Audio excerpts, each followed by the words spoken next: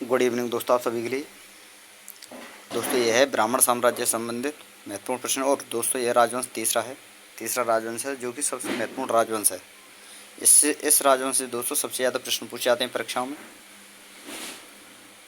तो चलिए दोस्तों शुरू करते हैं। इसका पहला प्रश्न है, और जितने प्रश्न हैं दोस्तों ये आई हुई परीक्षाओं के हुए हैं, जैसा कि मैं पीछे भी आपको बताता आया हुआ हूँ। तो चलिए दोस्तों शुरू करते हैं। पहला प्रश्न है आपके सामने, निम्नलिखित में से किसने सातवाहन वंश की स्थापना की? सिमुक ने, कान्हा ने, सातकर्णी ने या कृष्णा ने? और दोस्तों एसएससी एमटीएस और एसएससी सीजीएल 2008 में पूछा गया प्रश्न है। तो चलिए दोस्तों बताइए जल्दी से, इसका आंसर क्या होगा? किसने सातवाहन वंश की स्थापना की? सिमुक, कान्हा, सातकर्णी या कृष्णा? तो दोस्तों ऑप्शन नंबर ए आपका सही आंसर होगा, सिमुक ने। अगला प्रश्न है प्रश्न नंबर 2, किस सातवाहन राजा को दक्षिणापथ के भगवान के रूप में जाना जाता है? एएलपी टेक्नीशियन 2018 में पूछा गया प्रश्न है। सातकर्णी को, शिवसती को, गौतमीपुत्र सातकर्णी को, वशिष्ठपुत्र पुलुमावी को? चलिए दोस्तों बताइए, दक्षिणापथ के भगवान के रूप में किसे जाना जाता है? सातकर्णी, शिवसती, गौतमीपुत्र सातकर्णी या वशिष्ठपुत्र पुलुमावी? तो दोस्तों ऑप्शन नंबर ए आपका सही आंसर होगा, सातकर्णी। अगला प्रश्न है प्रश्न नंबर 3, नानाघाट के शिलालेख पर किस सातवाहन राजा की विजय गाथा का विवरण मिलता है? कान्हा का, वशिष्ठ पुत्र पुलुमावी का, गौतमीपुत्र सातकर्णी का या सातकर्णी का? चलिए दोस्तों बताइए जल्दी से, इसका आंसर क्या होगा? नानाघाट के शिलालेख पर किस सातवाहन राजा की विजय गाथा का वर्णन मिलता है? कान्हा का, वशिष्ठ पुत्र पुलुमावी का या गौतमीपुत्र सातकर्णी का या सातकर्णी का? चलिए दोस्तों बताइए जल्दी से, इसका आंसर क्या होगा? तो दोस्तों ऑप्शन नंबर डी आपका सही आंसर होगा, सातकर्णी का। अगला प्रश्न है प्रश्न नंबर 4, सातवाहन राजवंश के अंतिम शासक कौन थे? एसएससी एमटीएस 2018 में पूछा गया प्रश्न है दोस्तों। और ऑप्शन है आप, ऑप्शन नंबर ए है दोस्तों आपका Shiv Skand Satakarni. Option number B है दोस्तों याजनाश्री सातकर्णी यानी Yagyashri Satakarni. Option number C है विजय। ऑप्शन नंबर डी है वशिष्ठ पुत्र सातकर्णी। चलिए दोस्तों बताइए जल्दी से, इसका आंसर क्या होगा? चलिए दोस्तों बताइए जल्दी से, इसका आंसर क्या होगा? कौन सातवाहन राजवंश का अंतिम शासक था? शिव स्कंद सातकर्णी, याजनाश्री या यज्ञश्री सातकर्णी, विजय या वशिष्ठ पुत्र सातकर्णी? तो दोस्तों ऑप्शन नंबर सी आपका सही आंसर होगा, विजय। अगला प्रश्न है प्रश्न नंबर 5, निम्नलिखित में से किस सातवाहन शासक ने जहाज़ों को सिक्कों पर चित्र करके जारी किया था? और ऑप्शन है आपके सामने, शिव स्कंद सातकर्णी, याजनाश्री सातकर्णी, विजय या वशिष्ठ पुत्र सातकर्णी? और आरआरबी 2022 में पूछा गया प्रश्न है। चलिए दोस्तों बताइए जल्दी से, इसका आंसर क्या होगा? किस सातवाहन शासक ने राजा जहाज को सिक्कों पर चित्र करके जारी किया था? शिव स्कंद सातकर्णी ने, याजनाश्री सातकर्णी ने या विजय ने या वशिष्ठ पुत्र सातकर्णी ने? तो दोस्तों ऑप्शन नंबर बी आपका सही आंसर होगा, याजनाश्री सातकर्णी। अगला प्रश्न है प्रश्न नंबर 6, निम्नलिखित में से किस सातवाहन वंश के राजा का नाम सांची स्तूप के प्रवेश द्वारों पर अंकित है? एसएससी एमटीएस और एसएससी सीजीएल 2008 में पूछा गया प्रश्न है। और ऑप्शन है आपके सामने, सिमुक, कान्हा, सातकर्णी या कृष्णा? चलिए दोस्तों बताइए जल्दी से, इसका आंसर क्या होगा? किस सातवाहन वंश के राजा का नाम सांची स्तूप के प्रवेश द्वारों पर अंकित है? सिमुक का, कान्हा का, सातकर्णी का या कृष्णा का? चलिए दोस्तों बताइए जल्दी से, इसका आंसर क्या होगा? तो दोस्तों ऑप्शन नंबर सी आपका सही आंसर होगा, सातकर्णी का। अगला प्रश्न है प्रश्न नंबर 7, किस सातवाहन राजा ने स्वयं एक ब्राह्मण की उपाधि धारण की? सातकर्णी ने, यज्ञश्री सातकर्णी ने, गौतमीपुत्र सातकर्णी ने या वशिष्ठ पुत्र सातकर्णी ने? चलिए दोस्तों बताइए जल्दी से, इसका आंसर क्या होगा? किस सातवाहन राजा ने स्वयं एक ब्राह्मण की उपाधि धारण की थी? सातकर्णी ने, यज्ञश्री सातकर्णी ने या गौतमीपुत्र सातकर्णी ने या वशिष्ठ पुत्र सातकर्णी ने? चलिए दोस्तों बताइए जल्दी से, इसका आंसर क्या होगा? चलिए दोस्तों बताइए जल्दी से, इसका आंसर क्या होगा? किस सातवाहन राजा ने ब्राह्मण की उपाधि धारण की थी? सातकर्णी, यज्ञश्री सातकर्णी, गौतमीपुत्र सातकर्णी या वशिष्ठ पुत्र सातकर्णी? तो दोस्तों ऑप्शन नंबर सी आपका सही आंसर होगा, गौतमीपुत्र सातकर्णी। अगला प्रश्न है प्रश्न नंबर 8, निम्नलिखित शासकों में से किसके लिए ए का ब्राह्मण प्रयुक्त हुआ है? खारवेल के लिए, पुष्यमित्र शुंग के लिए या गौतमीपुत्र सातकर्णी के लिए या सुशर्मन के लिए? चलिए दोस्तों बताइए जल्दी से, इसका आंसर क्या होगा? निम्नलिखित शासकों से किसके लिए ए का ब्राह्मण प्रयुक्त हुआ है? खारवेल के लिए, पुष्यमित्र शुंग के लिए, गौतमीपुत्र सातकर्णी के लिए या सुशर्मन के लिए? चलिए दोस्तों बताइए जल्दी से, इसका आंसर क्या होगा? तो दोस्तों ऑप्शन नंबर सी आपका सही आंसर होगा, गौतमीपुत्र सातकर्णी। अगला प्रश्न है प्रश्न नंबर 9, निम्नलिखित में से कौन सा शासक वर्ण व्यवस्था का रक्षक कहा जाता है? खारवेल को, पुष्यमित्र शुंग को, गौतमीपुत्र सातकर्णी को, वासुदेव को या समुद्रगुप्त को? चलिए दोस्तों बताइए। ALP टेक्नीशियन 2004 में पूछा गया प्रश्न है। चलिए दोस्तों बताइए, बड़े व्यवस्था का रक्षक किसे कहा जाता है? खारवेल को, पुष्यमित्र शुंग को, गौतमीपुत्र सातकर्णी को या वासुदेव को? चलिए दोस्तों बताइए जल्दी से, इसका आंसर क्या होगा? तो दोस्तों ऑप्शन नंबर सी आपका सही आंसर होगा, गौतमीपुत्र सातकर्णी। अगला प्रश्न है प्रश्न नंबर 10। निम्नलिखित में से वह प्रथम सातवाहन राजा कौन था जिसने सिक्कों पर राजसिर अंकित करवाया? RRB 2004 में पूछा गया प्रश्न है और ऑप्शन है आपके सामने दोस्तों, गौतमीपुत्र सातकर्णी, सातकर्णी प्रथम या विशिष्ट पुत्र पुलुमावी या यज्ञ सातकर्णी? चलिए दोस्तों बताइए जल्दी से, इसका आंसर क्या होगा? प्रथम सातवाहन राजा कौन था जिसने सिक्कों पर राजसिर अंकित करवाया? गौतमीपुत्र सातकर्णी, सातकर्णी प्रथम या वशिष्ठपुत्र पुलुमावी या यज्ञश्री सातकर्णी? तो दोस्तों ऑप्शन नंबर ए आपका सही आंसर होगा, गौतमीपुत्र सातकर्णी। अगला प्रश्न है प्रश्न नंबर 11।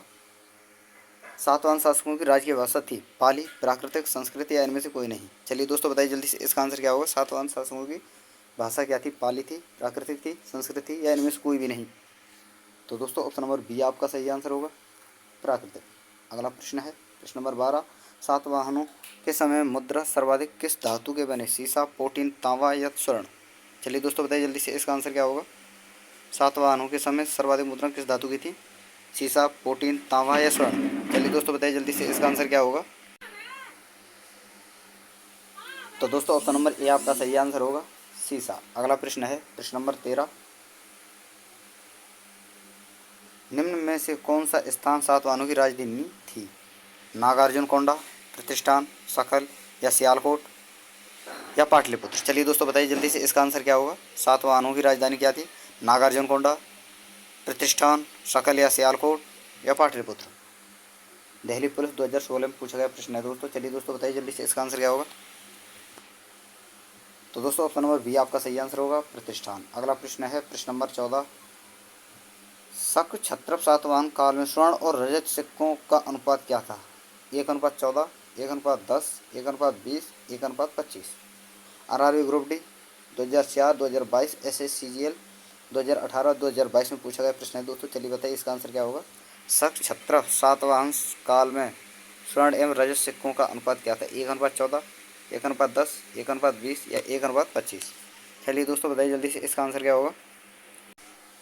तो दोस्तों ऑप्शन नंबर बी आपका सही आंसर होगा, 1:10। अगला प्रश्न है प्रश्न नंबर 15।